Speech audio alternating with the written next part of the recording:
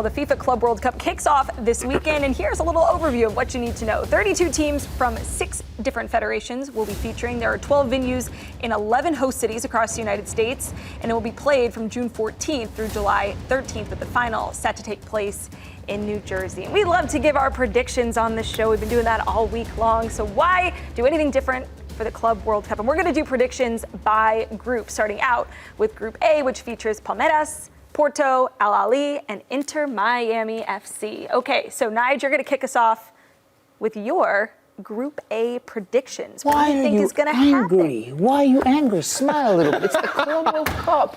I've gone with Palmeiras to win the group. Abel Ferreira is a fantastic manager, young Portuguese manager, 46 years old.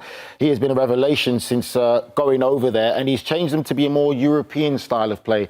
Very disciplined, very defensively minded, but he does have the right spice of players and individual brilliance. I've gone for them to win the group ahead of Ahly, who are the African champions. Ahly? Yes. Your team. Ahly. The Egyptian champion, the most decorated team in the continent of Africa. They are the Real Madrid of Africa. So I've gone for them to go runners-up. I think they're the most decorated club in the world. Hold on. Are you this sounds like Nico's notes. That sounds like what you would say. I don't know. I'm sorry. Hey, Nigel knows African football. Are you kidding me? Okay. Anyway, yes, I've gone for Palmeiras to win the group and Ahly to be runners-up. Wow, Porto out, huh? Great, serious. I've gone for Porto. I wasn't impressed with Porto. We covered them in the Europa League. They've been a disaster. They're in a massive rebuild situation right now, Porto. I think, and you look at the Club World Cup in general, Nico noted this as well, South American teams take this competition very serious. They're the ones who are going to really want to be into it, and Palmeiras will be taking this competition very serious. And Brazilian teams have made 3 out of the last 5 finals. So you have Miami finishing 3rd then? Is that how you see it? I just had to pick the winner and the runners-up. Okay. I would. Miami has a good chance of finishing last in that group. People underestimate the competition, the competitiveness of this other the world game. Yeah. All right. Well, let's move on to Group B, which is considered by many to be the group of death in the upcoming Club World Cup. It features Paris Saint-Germain, fresh off of that Champions League trophy. You've also got Atlético Madrid, Botafogo, and the Seattle Sounders. Yeah. I want to be the guy that's going to say that Botafogo is going to go through, fly that South American flag. But I think PSG and Atlético Madrid in that order have too much quality for these two teams. Although Botafogo obviously has been very strong, not only domestically, they won the league last season, plus the Copa Libertadores, and we're so close to doing the same the year before in the Brazilian Serie A. But even though that they have you pick out a couple of players that are actually quality players over PSG and Atlético Madrid, I don't think this is the group that you're going to get that South American dark horse, although I like Botafogo. Okay, let's see if Michael Lahoud's got some common sense thinking for Group C, which features Bayern Munich, Auckland City FC, Boca Juniors, Nico's team, and Benfica. What do you think, Mike? So I just want to do a couple of these before I give my predictions, because we want to be, mindful of certain clubs who have big stature in South America. But Bayern Munich, common sense, the players that they're bringing, the quality that's there, they will be the leaders. They won this group. I think they'll win it pretty handedly. Although Benfica, they do have the quality of their own. The fact that Angel Di Maria, who's going to Rosario, him and Alvaro Carreras will be a part of the Club World Cup team.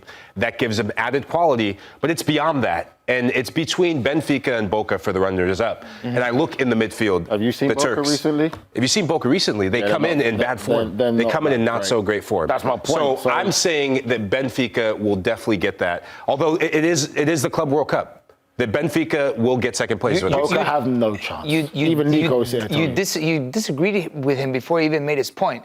He's absolutely, and you guys ended up agreeing because Boca, if you've seen any Boca game, I don't know what Boca plays. Yeah. They have a new coach. They're going to be debuting a new coach in that game against Benfica. No bueno. I would be surprised if Boca makes it out of the group. Yeah. As it stands there on the graphic, Aly, Chelsea to win the group, Flamengo to finish second. That's it from me. I don't think there's really any too much competition in there. I think what people have to understand as well with this Club World Cup, the revamp, and it's new for us, the prize money plays a big part. especially in European clubs and especially for clubs in England, are taking it very seriously because of the PSR and the financial restrictions. So I know it's a competition Chelsea are taking seriously. All the English teams have tried to do new signings in order to be participating in this Club World Cup. Flamengo, a Brazilian powerhouse, two of the greatest players to come from there I can think to mind is Zico and the great striker of Romario.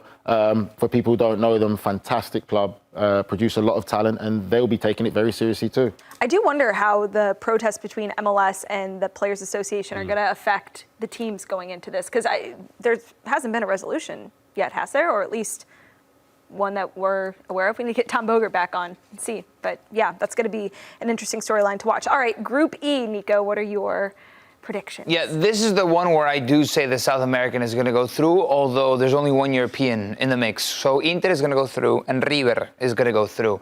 The battles between them and Monterrey, I'm going to be very honest, I don't know too much about the team based out of Saitama, Japan, in Urawa Reds, other than they've won the AFC Champions League 3 times, but they haven't really been that strong domestically.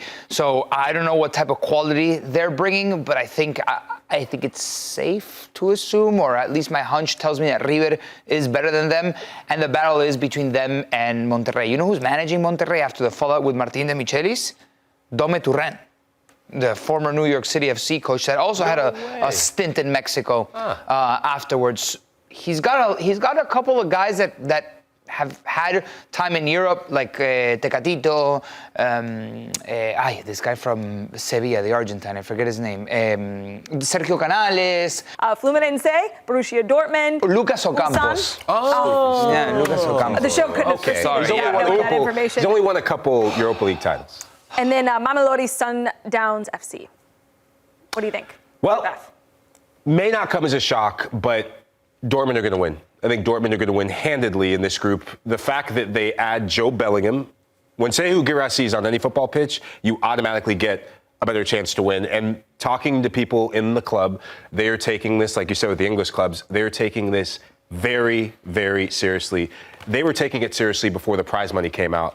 And this is the full reboot, which happened under Niko Kovac. They're going to extend that into the Club World Cup. The little wrinkle I'm going to throw in is Fluminense is not the same Flu that beat Boca in the Copa Libertadores. Yeah, 2 years ago. 2 years ago. Yeah, right? they have a new manager. They just hired Renato Gaúcho, who has experience in South American football and international football. He took Gremio to a Copa Libertadores final. Yeah. They got Jefferson Soteldo, I believe, right? Yeah. So they're putting together a nice little squad in. They're putting something together, but I'm going Mamelodi Sundowns. Wow. To come in second place. Wow. A Mamelodi Sundowns that's going to be, you talk about the influence of money and the motivation of money. So to give you an idea of how significant this money could be, for them to just participate, it's $9.5 million. Yeah. Their revenue, total revenue overall, that's almost a quarter of their revenue just in being at the Club World Cup. And looking in what the players are saying and what the managers are saying, getting to that round of 16, that's like reaching the final for them. So how the schedule is set up, they will play Flu the very last group stage match. Ooh. And that is going to be a final. The pressure is going to be on Flu and Mamelodi Sundowns. When it happens, they will get second place. They're no stranger to an upset. They beat Ahly in the Champions League, right? They lost in the final, very recently to Pyramids. But that is my upset of the tournament. Would you have done that? Would you have picked that? If I would have had to study this group, I don't know. Would you have gone with Flu? But the eye test, I don't know. I would have had to do a little bit more studying. I would have liked to have said no. Mamelodi Sundowns is a great shot. Yeah, there's some really good players that play on the South African national team. The goalkeeper, right? The goalkeeper that had an amazing AFCON for South Africa. Does he not play for Mamelodi Sundowns? I believe he does. We've got Group G, Manchester City, Wydad AC, Al Ain, and Juventus. No, this is Manchester City and Juve are going to go through, although Al Ain, they do deserve some credit as recent Champions League winners. I mean, and they had their Moroccan goal scorer. Where else? I forgot his name. He was sensational. He scored in every single game leading up to the final. It was Hernan Crespo's Al Ain, but he's not there anymore. And Wydad, you know that their fans always bring the heat. They're awesome, but I don't think they're going to be strong enough to beat Manchester City or Juve. All right, Nigel, bring us home. Group H, Real Madrid, Al Hilal, CF Pachuca, and FC Salzburg. Good group, but I'm going to go with Real Madrid and Pachuca. for me. I think Portugal will be the ones that do it. Great team, 7-time Liga MX champions, and they're going to be very well up for it. Liga MX. Liga MX. There you go. Liga MX. So Ronwen Williams. you're right. The goalkeeper for Mamelodi Nico- Sundowns. Are we going That's a back to Nico- that? It's not your group. but that's a Nico knows. That's a Nico knows. I got to give my credit God. to my boy when credit's due. Yes, That's a Nico Ali. knows. Those are the two that I Okay. picked from that group.